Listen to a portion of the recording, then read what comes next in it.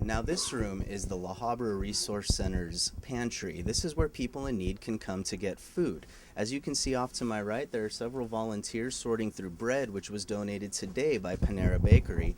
And on these racks, there are various dried and canned goods. We have a milk substitute here, and there's also fruit and vegetables so the people can get a complete diet.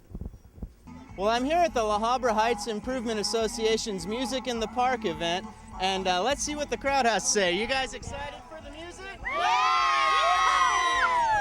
Now this doggy here, Emerson, is the first canine that Mr. and Mrs. Murphy trained, and he's actually currently with the La Habra Police Department as a comfort canine. And I can tell you firsthand he's very comforting. Reporting for the La Habra Journal, Cameron Reed.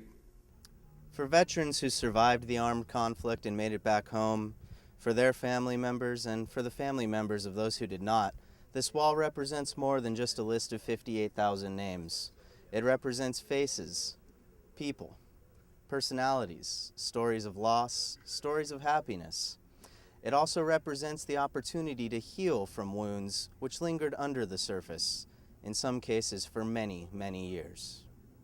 Latest update is that 3 suspects have been confirmed to have been apprehended by the authorities, while 2 remain at large here in the Fullerton area. As a result of the 2 remaining at large, the police reportedly have also locked down Troy High School, which is in the neighborhood here near Cal State Fullerton. And the Fullerton police have also barricaded the off-ramp of the 57 freeway at Nutwood Avenue.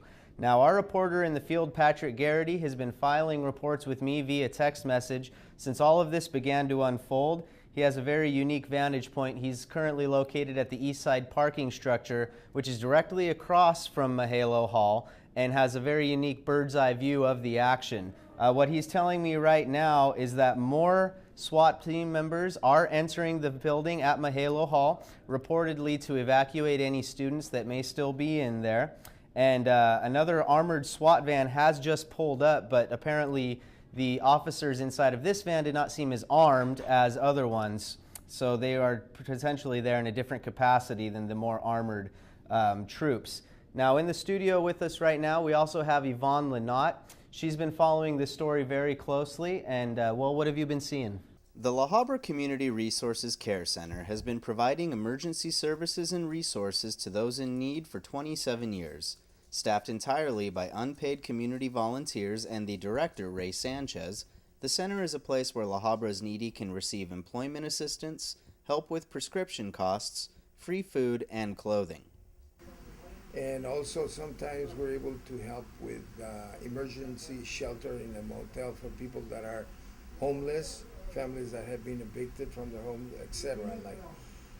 Sanchez is the only paid employee working part-time after retiring from aeronautics. He said he takes great pleasure from doing something more helpful to society rather than traveling and playing golf.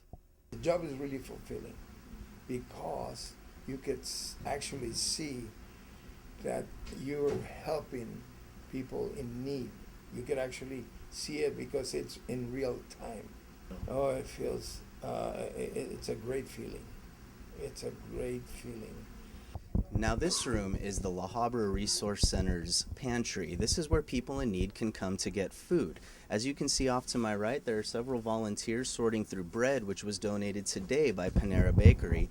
And on these racks, there are various dried and canned goods. We have a milk substitute here, and there's also fruit and vegetables so the people can get a complete diet. The Resource Center does receive some federal funding, but receives most of its money in goods from La Habra churches.